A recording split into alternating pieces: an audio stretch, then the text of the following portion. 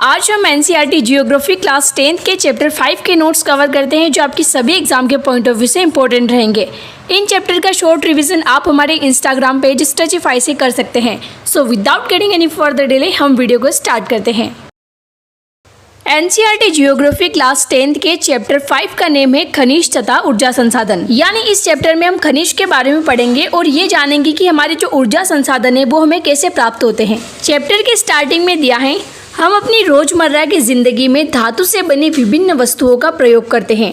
क्या आप अपने घर में प्रयोग की जाने वाली धातु से बनी चीज़ों की सूची बना सकते हैं? ये धातुएं कहाँ से आती है?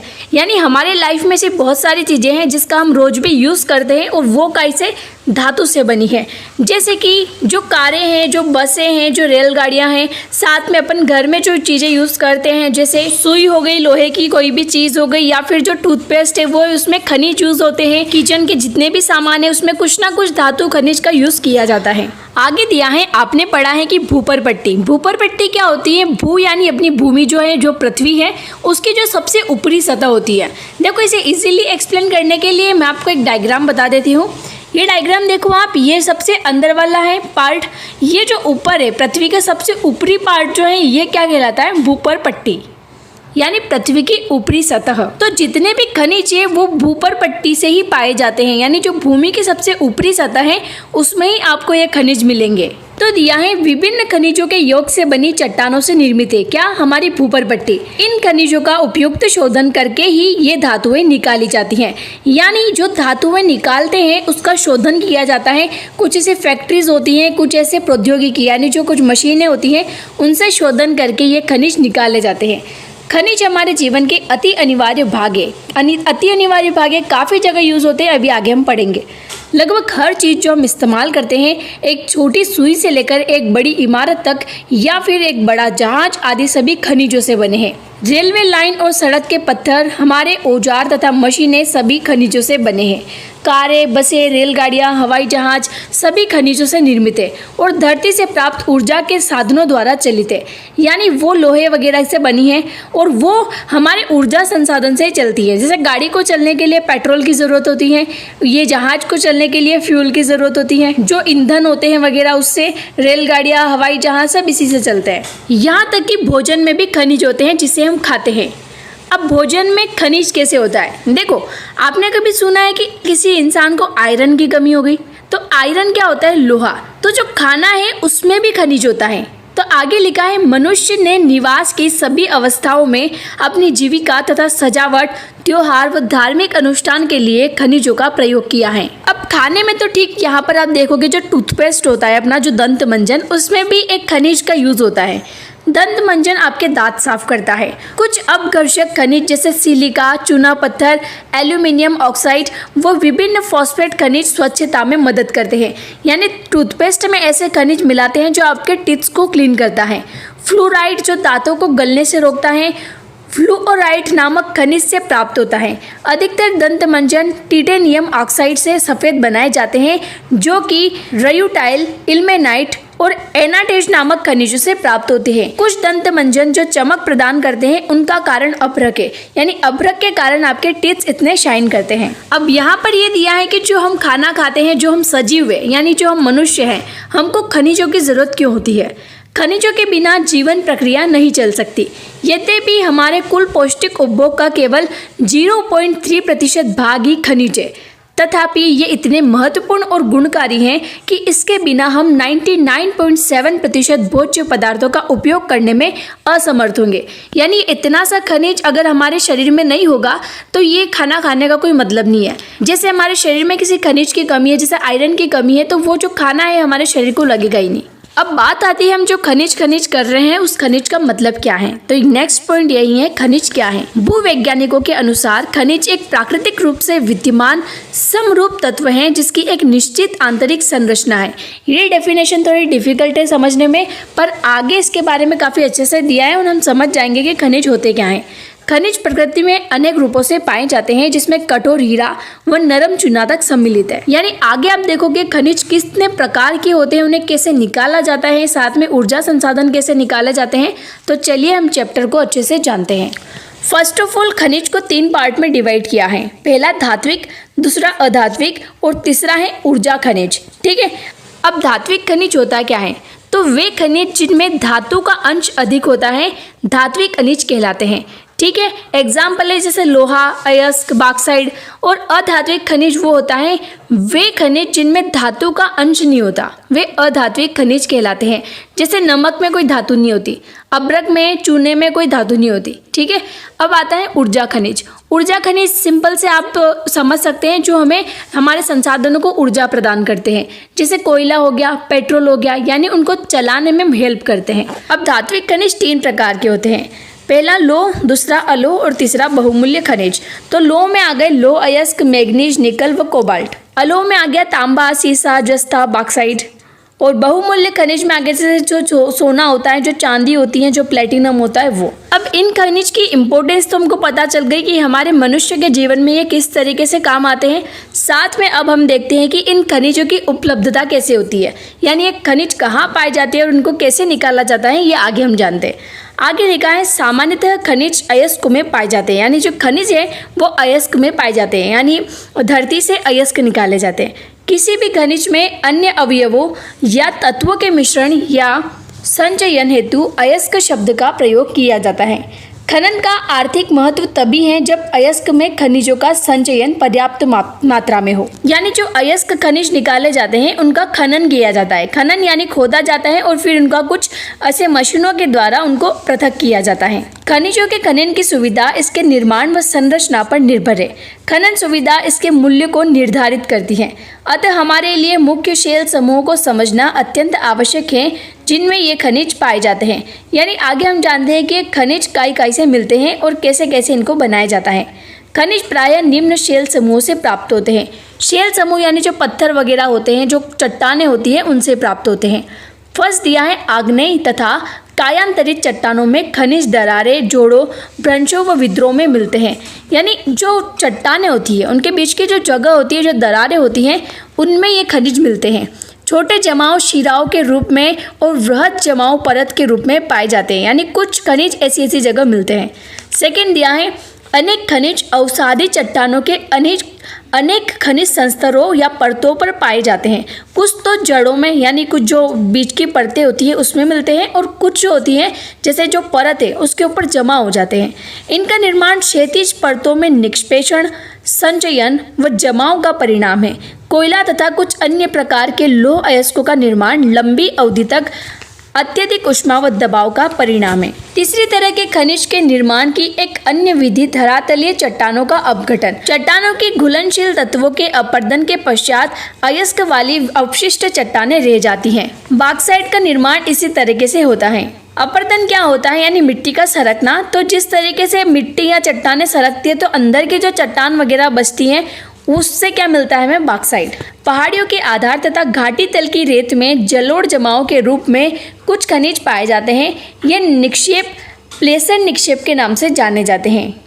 इनमें प्रायः ऐसे खनिज होते हैं जो जल द्वारा घर्षित नहीं होते, और इन खनिजों में आते हैं सोना, चांदी, टीन व प्लेटिनम।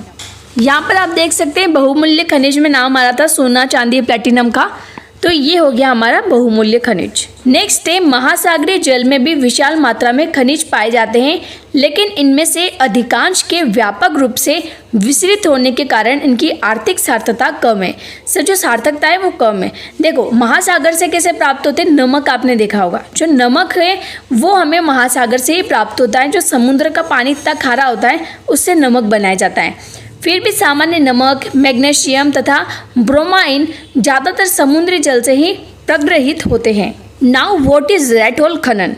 क्या आप जानते हैं कि भारत में अधिकांश खनिज राष्ट्रीयकृत हैं और इनका निष्कर्षण सरकारी अनुमति के पश्चात ही संभव है। यानी कोई भी ऐसे आम इंसान कहीं पर जाकर खुदाई नहीं कर सकता है, और अगर उसको ऐसे खनिज वगैरह निकालने हैं तो उसको गवर्नमेंट की परमिशन लेनी पड़ेगी। किंतु उत्तर पूर्वी भारत के अधिकांश जनजातीय क्षेत्रों में खनिजों का स्वामित्व व्यक्तिगत व समुदाय को प्राप्त है। यानी जो उत्तर पूर्व का भारत है, वहाँ के जो जनजातीय क्षेत्र हैं वहाँ पर एक व्यक्तिगत इंसान भी ये कार्य कर सकता है। मेघालय में कोयला, लौह अयस्क, चूना पत्थर व डोलोमाइट के विशाल निक्षेप पाए जाते हैं। जोवाई व चेरापूंजी में कोयले का खनन परिवार के सदस्यों द्वारा एक लंबी संकीर्ण सुरंग के रूप में किया जाता है, जिसे रेड होल खनन कहते हैं। यानी ऐसी सुरंग के अंदर जाते हैं और वहाँ से वो कोयला वगैरह निकालते हैं, तो ये उनके राइट्स के अंदर है। अब बात करते हैं तेल जो निकलता है वो कहाँ से मिलता है। तो प्रायद्वीपीय के पश्चिमी और पूर्वी पार्श्वों पर गुजरात और असम के तलछटी चट्टानों में अधिकांश खनिज तेल के निक्षेप पाए जाते हैं। प्रायद्वीपीय शेल क्रम के साथ राजस्थान में अनेक अलोह खनिज पाए जाते हैं। अलोह खनिज आगे आप देख सकते हैं क्या क्या था, तांबा, सीसा और जस्ता जो था वो खनिज अलोह खनिज था। अब हम भारत के कुछ मुख्य खनिजों के वितरण का अध्ययन करते हैं। पहला आता है लौह खनिज। लौह खनिज धात्विक खनिज के कुल उत्पादन मूल्य के 3/4 भाग का योगदान करते हैं। ये धातु शोधन उद्योगों के विकास को मजबूत आधार प्रदान करते हैं और भारत अपनी घरेलू मांग को पूरे करने के पश्चात बड़ी मात्रा में धात्विक खनिजों का निर्यात करता है।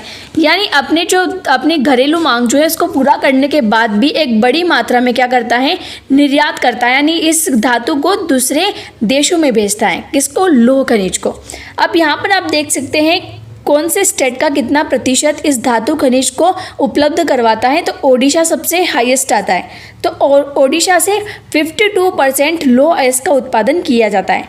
फिर आता है छत्तीसगढ़ जो 16% करता है, कर्नाटक जो 14% करता है, झारखंड जो 11% करता है और अन्य जो 7% करते हैं। यानी ये डाटा चेंज होता रहता है। अगर आपके पास अपडेटेड बुक होगी या अभी जो न्यू एनसीईआरटी वो होगी तो उसमें डाटा चेंज हो सकता है। तो ठीक है, आप अपनी बुक के अकॉर्डिंग देख लेना और आप अभी का करंट डाटा गूगल से भी सर्च करके लिख सकते हैं। तो यहाँ पर ये लौह अयस्क के उत्पादन के कुछ राज्य बता रखे हैं। ठीक है, now move to next page, जिसमें हमने आगे लौह अयस्क के बारे में पढ़ा।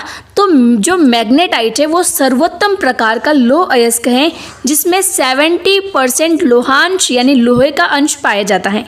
ठीक है, अब बात आती है लौह अयस्क के थोड़े से और डिटेल की कि कहाँ से क्या पाया जाता है। तो ओडिशा, झारखंड, पेटी, यानी आप इन्हें नोट कर सकते हैं, काफ़ी इंपॉर्टेंट है।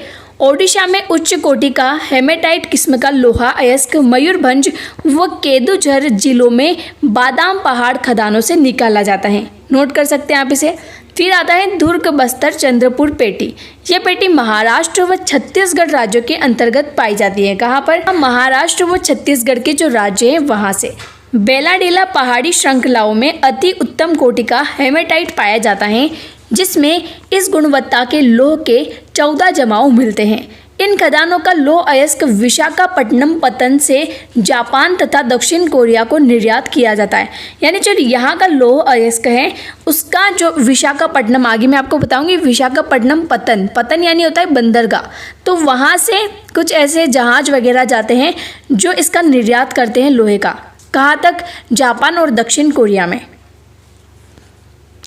ठीक है, आप यहाँ पर मैग्नीज उत्पादन राज्यों को देख सकते हैं। अब यहाँ पर देखो, ये है विशाखापट्टनम। ठीक है, तो लौह अयस्क क्षेत्र जो है वो ऐसे ऐसे दिखेंगे आपको इस वाले।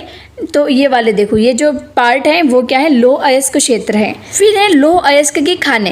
तो जो रेड ट्राइंगल है ये जो भी आपको दिख रहे हैं ये क्या है? लौह अयस्क की खाने। फिर लौह अयस्क निर्यातक पट्टन, यानी यहाँ से क्या है? लौह अयस्क का निर्यात किया जाता है दूसरे देशों में। तो एक आगे हमने पढ़ा विशाखापट्टनम, ऐसे और भी हैं। ये है पारादीप। ठीक है, नेक्स्ट आता है मैग्नीज, जिसमें स्टार बने हुए। ये मैग्नीज यहाँ पर मिलता है। बॉक्साइड है, अभ्रक है। तो आप इन्हें और अच्छे से देख सकते हैं। Now move to next page, जिसमें दिया है भारत में उड़ीसा मैग्नीज का सबसे बड़ा उत्पादक राज्य है।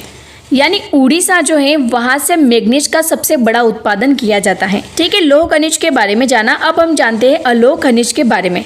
भारत में अलोह खनिजों की संचित राशि व उत्पादन अधिक संतोषजनक नहीं है। यानी जो भी मतलब उत्पादन होता है वो इतना संतोषजनक नहीं है। यद्यपि ये खनिज जिनमें तांबा, बॉक्साइट, सीसा और सोना आते हैं, धातु शोधन, इंजीनियरिंग व विद्युत उद्योगों में महत्वपूर्ण भूमिका निभाते हैं। आइए हम तांबा बॉक्साइट का वितरण समझते हैं। फर्स्ट बात आती है तांबा की। तो भारत में तांबे के भंडार व उत्पादन क्रांतिक रूप से न्यून है। न्यून यानी कम है। धातुवर्धित तन्य और ताप सुचालक होने के कारण तांबे का उपयोग मुख्यतः बिजली के तार बनाने, इलेक्ट्रॉनिक्स और रसायन उद्योगों में किया जाता है। नहीं, तांबे के यूज़ कहाँ किए जाते हैं? जो तार बनाए जाते हैं बिजली के, उसमें। ठीक है, आप यहाँ पर देख सकते हैं जो तांबे की खदान होती है वो कैसे ये खुदाई करते हैं सारे लोग मिलकर, तो आप देख सकते हैं यहाँ पर। फिर बात आती है बॉक्साइट की।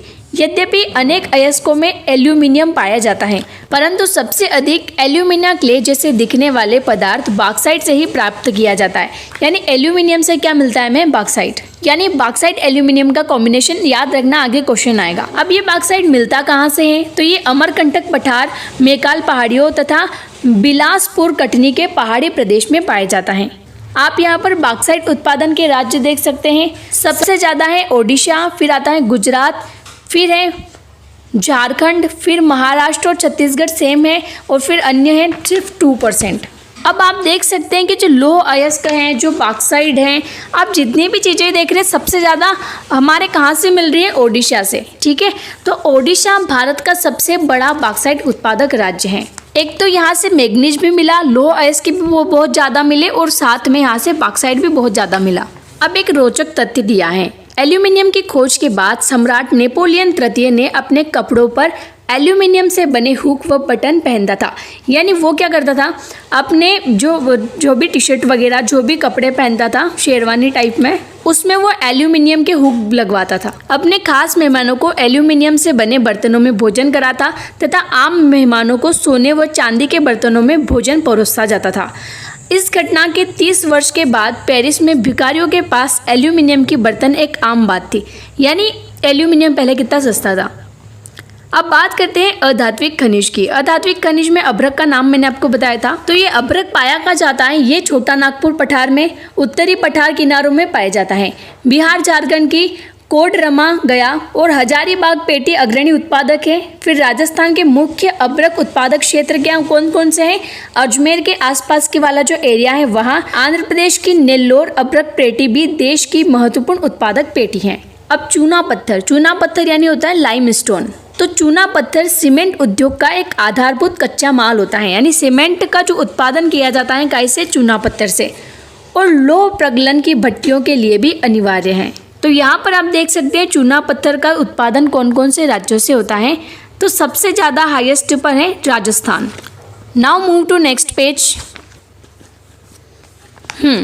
नाउ सारे खनिजों के बारे में बात कर ली। अब हम बात करते हैं ऊर्जा संसाधन के बारे में, यानी जिससे हमारे परिवहन चलते हैं। परिवहन के साथ साथ हमारे घर में जो बिजली चलती है वो भी एक ऊर्जा संसाधन है। चलिए जानते हैं। ऊर्जा सभी क्रियाकलापों के लिए आवश्यक है। सभी क्रियाकलाप यानी आप जानते हैं कौन कौन से क्रियाकलाप शामिल है। खाना पकाने में, रोशनी व ताप के लिए, गाड़ियों को चलाने के लिए यानी गाड़ी संचालन के लिए, और उद्योगों में मशीनों के संचालन में ऊर्जा की आवश्यकता होती है। अगर आपका बल्ब भी चलता है तो वो काई से चलता है? ऊर्जा से। ऊर्जा का उत्पादन ईंधनों, खनिज जैसे कोयला, पेट्रोलियम, प्राकृतिक गैस, यूरेनियम तथा विद्युत से किया जाता है। ऊर्जा संसाधनों को परंपरागत तथा गैर परंपरागत साधनों में वर्गीकृत किया जा सकता है। अब परंपरागत साधन कौन से हैं? जो लकड़ी है, उपले। उपले क्या होता है? जो कंडे जो गोबर से बनाए जाते हैं। कोयला, पेट्रोलियम, प्राकृतिक गैस तथा विद्युत सम्मिलित है। और गैर परंपरागत कौन से हैं? जो सौर ऊर्जा होती है, जो पवन ऊर्जा होती है, ज्वारीय ऊर्जा, भूतापीय ऊर्जा, बायोगैस, परमाणु ऊर्जा, ये इसमें कई में गैर परंपरागत साधन में है। ग्रामीण भारत में लकड़ी व उपले बहुतायत में प्रयोग किए जाते हैं। यानी अगर आप गांव के एरिया में जाते हैं तो वहाँ पर आज भी लकड़ी का यूज़ होता है कि खाना बनाने के लिए। कंडों का यूज़ होता है, जो उपले होते हैं, गोबर का जो वो होता बनाया जाता है कंडा, उसका यूज़ आज भी किया जाता है। अब इस ऊर्जा संसाधन में हम कोयला के बारे में जानते हैं। कोयला क्या है? एक परंपरागत ऊर्जा स्रोत है। तो भारत में कोयला बहुतायत में पाया जाने वाला जीवाश्म ईंधन है। यानी यहाँ पर बहुत ज़्यादा मात्रा में पाया जाता है। ये देश की ऊर्जा आवश्यकताओं का महत्वपूर्ण भाग प्रदान करता है और इसका प्रयोग ऊर्जा उत्पादन तथा उद्योगों और घरेलू जरूरतों के लिए ऊर्जा की आपूर्ति के लिए किया जाता है। आज तो नहीं, पर पहले के टाइम में जो मतलब कोयला है, इससे आग जलाने का काम करते थे। ये काफ़ी टाइम तक जलते हैं। साथ में खाना बनाने में हेल्प करते हैं। जो सिगड़ी होती है उसके ऊपर भी कोयले का यूज़ किया जाता है। अब बात आती है लिग्नाइट की। तो लिग्नाइट एक निम्न कोटि का भूरा कोयला होता है। आप यहाँ पर देख सकते हैं कैसे ये लोग हैं अंदर खदानों के अंदर जाते हैं और वहाँ से कोयला निकालते हैं। ठीक है, now move to next page. अगर हमने लिग्नाइट की बात करी तो लिग्नाइट कहाँ पर मिलता है?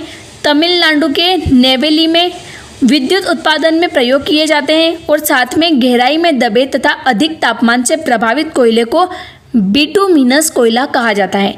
यानी जो गहराई में दबा हुआ है और जिसका तापमान अधिक है, जो अधिक तापमान से प्रभावित है, ऐसा कोयला क्या कहलाता है? बिटुमिनस। ये एग्जाम में पूछ लिए जाते हैं और फिर हम सोचते हैं कि ये तो आउट ऑफ सिलेबस पूछ लिया, तो ऐसा नहीं है।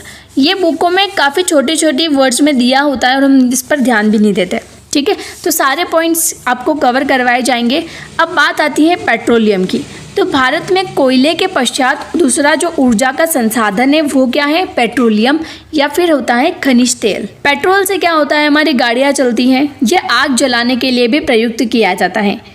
यहाँ लिखा है यह ताप व प्रकाश के लिए ईंधन, मशीनों को स्नेहक और अनेक विनिर्माण उद्योगों को कच्चा माल प्रदान करता है। प्राकृतिक गैस की बात करें तो आजकल गाड़ियों में पेट्रोल की बजाय गैसों का यूज़ किया गया है। तो ठीक है, प्राकृतिक गैस एक महत्वपूर्ण स्वच्छ ऊर्जा संसाधन है जो पेट्रोलियम के साथ अथवा अलग भी पाई जाती है। ये मिलती कहाँ पर है? कृष्णा गोदावरी नदी बेसिन में प्राकृतिक गैस के विशाल भंडार खोजे गए। कहाँ पर? कृष्णा गोदावरी नदी बेसिन जो है पश्चिमी घाट के तट के साथ मुंबई हाई और सन्निध क्षेत्रों को खंबात की खाड़ी में पाए जाने वाले तेल क्षेत्र संपूरित करते हैं। अंडमान निकोबार द्वीप समूह में भी महत्वपूर्ण क्षेत्र हैं जहां प्राकृतिक गैस के विशाल भंडार पाए जाते हैं। यहाँ पर सिर्फ इनको नाम नहीं पढ़ना है, आपको लोकेशन भी देखनी है। मैप में अगर आपके सामने मैप रखा करो, मैप में लोकेशन देखा करो कि कहाँ कहाँ पर ये चीज़ें हमें मिलती हैं। Now move to next page, जिसमें बात आती है विद्युत की। आधुनिक विश्व में विद्युत के अनुप्रयोग इतने ज़्यादा विस्तृत हैं कि इसके प्रति व्यक्ति उपभोग को विकास का सूचकांक माना जाता है। यानी इसका काफ़ी अलग तरीके से, गलत तरीके से यूज़ किया जा रहा है, तो इसका एक तरीके से अनुप्रयोग हो रहा है। अनुप्रयोग यानी गलत तरीके से इस्तेमाल। विद्युत दो प्रकार के होते हैं। पहला जो प्रवाही जल से जो हाइड्रो टरबाइन चलाकर जल विद्युत उत्पन्न करता है। देखो, मैंने आपको पहले वाले चैप्टर में भी बताया था कि विद्युत का निर्माण कैसे किया जाता है। जो बांध बनाए जाते हैं, पहला हमारा था चैप्टर जो था उसमें बांध भी आया था, जिसमें मैंने आपको बताया था कि जो बांध रहते हैं वहाँ पर टरबाइन लगाए जाते हैं और जो बाढ़ का पानी आता है जो पीछे से, ठीक है, जो गेट वगैरह खोले जाते हैं, तो उससे क्या है, वो पानी का जो प्रेशर आता है ना, तो जो पानी आगे बढ़ता है उससे वो टरबाइन घूमते हैं और टरबाइन घूमते हैं तो क्या होता है, बिजली बनती है। ठीक है, अन्य ईंधन जैसे कोयला, पेट्रोलियम व प्राकृतिक गैस को जलाने से टरबाइन चालक ताप विद्युत उत्पन्न की जाती है। Now move to next page जो है पवन ऊर्जा। भारत में पवन ऊर्जा के उत्पादन की महान संभावना है। कहाँ कहाँ पर पवन ऊर्जा के फार्म है, तो यहाँ पर देखते हैं आंध्र प्रदेश, कर्नाटक, गुजरात, केरल, महाराष्ट्र तथा लक्षद्वीप में पवन ऊर्जा के फार्म है। पवन ऊर्जा क्या होती है? जो पवन चक्कियाँ होती है, जो वो हवा से जो पंखे चलते हैं ना, उससे क्या होता है, बिजली बनती है। यहाँ पर आप देख सकते हैं, आपने ऐसे देखा होगा, कहीं आप सफ़र करते होंगे तो रास्ते में आपको ऐसे पवन चक्कियाँ, जो पवन चक्की होती हैं, जो पंखे होते हैं, आपको दिखते होंगे जो बड़े बड़े। ठीक है, अब बात आती है बायोगैस की। तो बायोगैस कैसे मिलती है? ग्रामीण इलाकों में झाड़ियों, कृषि अपशिष्ट, पशुओं और मानव जनित अपशिष्ट के उपयोग से घरेलू उपभोग हेतु, यानी घरेलू के जो उपयोग हैं उसके लिए क्या है, बायोगैस बनाई जाती है। पशुओं का गोबर प्रयोग करने वाले संयंत्र ग्रामीण भारत में गोबर गैस प्लांट के नाम से जाने जाते हैं। अब बायोगैस मुख्यतः जो पशुओं का गोबर होता है उससे निकाली जाती है। बायोगैस अब तक पशुओं के गोबर का प्रयोग करने में सबसे दक्ष है। ये उर्वरक की गुणवत्ता को बढ़ाता है। कैसे?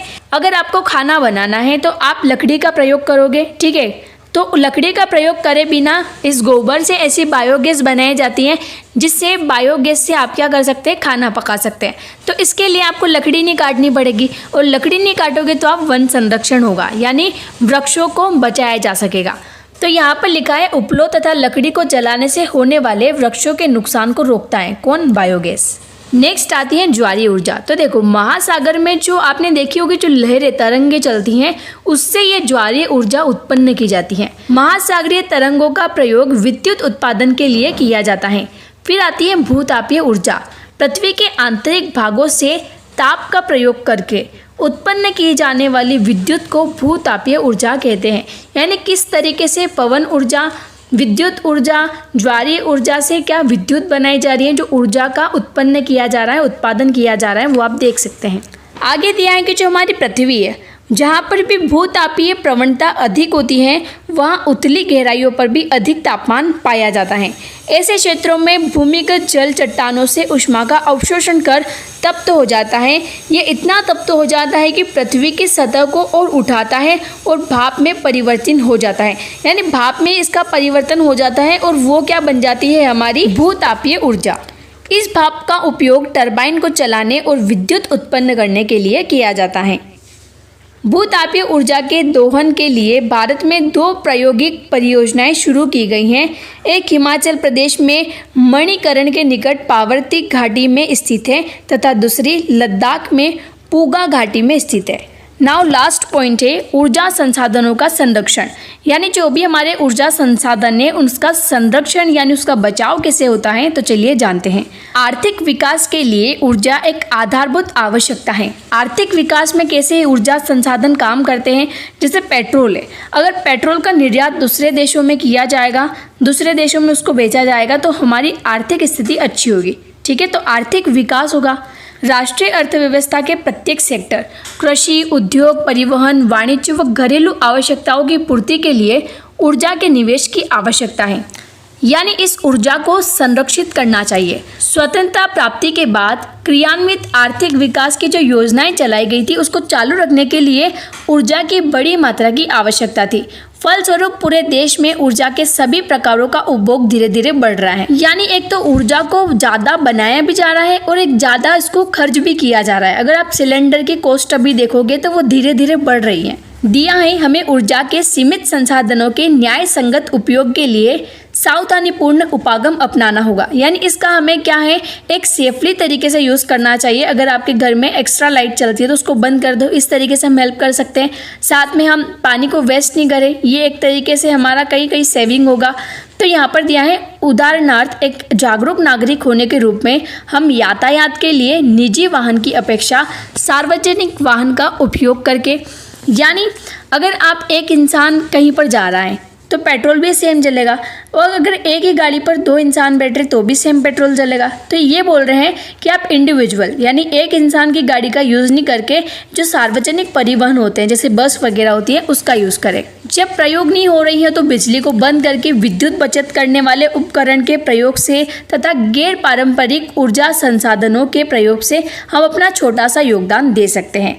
लास्ट लाइन एक काफ़ी अच्छी लिखी है, आखिरकार ऊर्जा की बचत ही ऊर्जा उत्पादन है। यानी आगे सर्वाइव करने के लिए या अभी सर्वाइव करने के लिए हम ऊर्जा की जितनी बचत करें उतना अच्छा है, क्योंकि इसका भुगतान भी हम ही को करना पड़ेगा। जिसे जैसे हम अभी तो मर नहीं रहे हैं, हम काफ़ी टाइम तक जिंदा रहेंगे, तो हम जिंदा रहेंगे तो ये कॉस्ट काफ़ी ऊर्जा की बढ़ती जाएगी। सिलेंडर और महंगे होंगे, हो सकता है फिर पानी भी बिकने लगे, जो इलेक्ट्रिसिटी है उसके चार्जेस ज़्यादा हो जाए। तो अभी से हम अगर इस चीज़ का ध्यान रखें हर एक इंडिविजुअल पर्सन, तो ये प्रॉब्लम्स हमें कम इफेक्ट करेगी। तो ये चैप्टर आपका एंड हुआ। लास्ट सिर्फ 2 चैप्टर बचे हैं, चैप्टर 6 और 7, जिसको कंप्लीट करने के बाद आपकी ये क्लास 10th भी कंप्लीट हो जाएगी। सो अगर आप इन चैप्टर के नोट्स लेना चाहते हैं तो इस टेलीग्राम यूजर नेम roxin4311 से कांटेक्ट करके आप उन नोट्स को बाय कर सकते हैं। काफ़ी कम कॉस्ट में आप उनको परचेस कर सकते हैं। सो ऐसी और वैल्यूएबल इन्फॉर्मेशन के लिए आप हमारे चैनल स्टडीफाई से ज़रूर जुड़ें। जय हिंद।